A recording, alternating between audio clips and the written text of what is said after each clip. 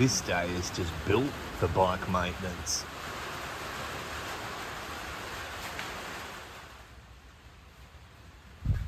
Mech tip 2. Tyres and Drive. I personally do run, I know, slightly lower tyre pressures, lower desirable tyre pressures than the average man. The track day gave me that sort of impetus. You run really low tyre pressures on track in relation to going for a road ride.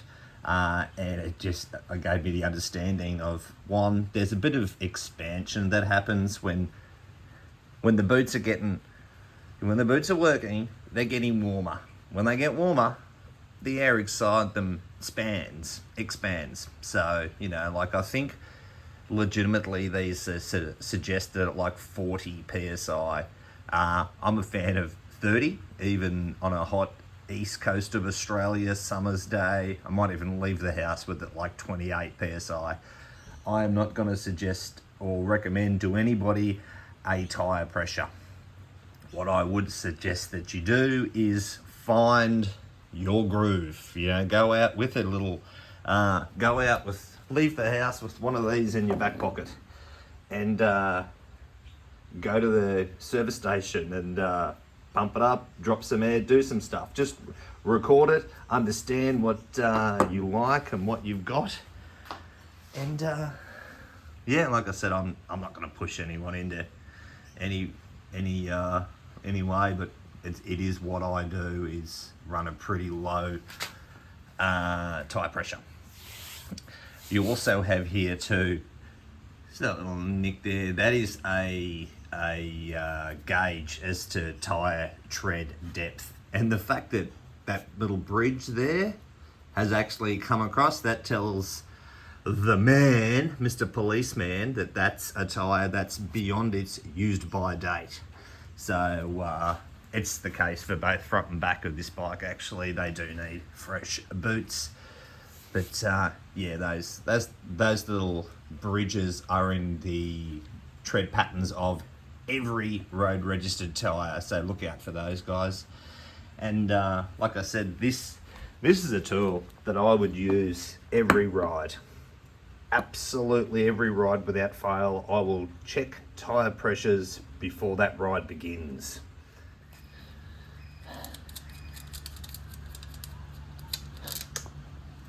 Don't lose that. And I'm OCD enough to kind of, don't just do it once, because you might not get all of it.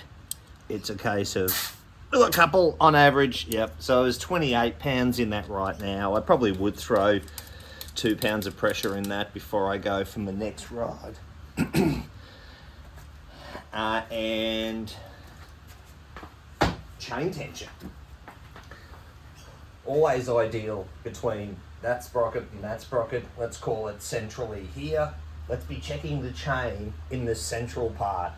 And it really is, obviously each bike is different, each type of dirt bike, application of bike is different.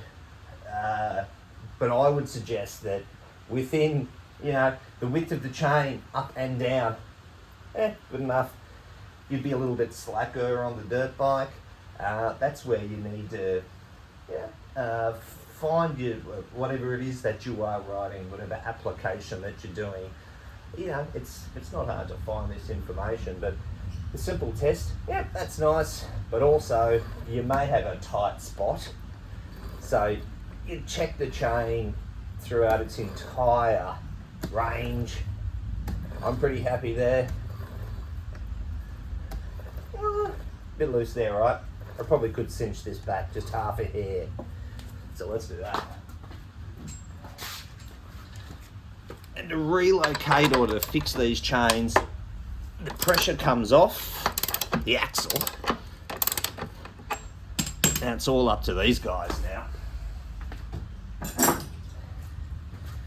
We have here a little locking nut, and then the bolt that actually does the pushing against this plate and the axle that is within the plate. That was like a quarter turn. I'm going to duplicate the same range of turn on this side.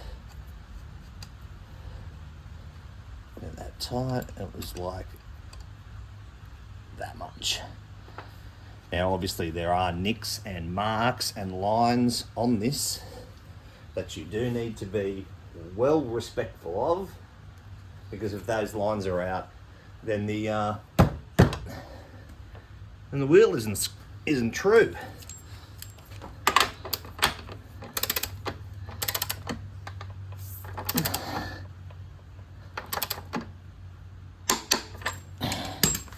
Now, cinch these little locking nuts up.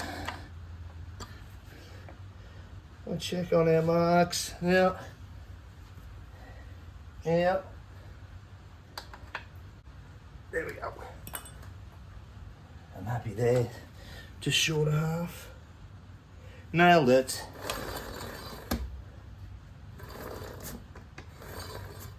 Yeah.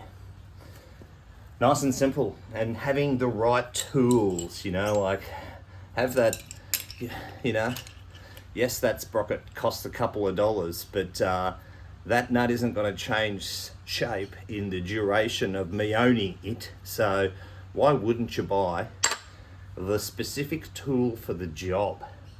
It's quite simple, guys. All right, back to work.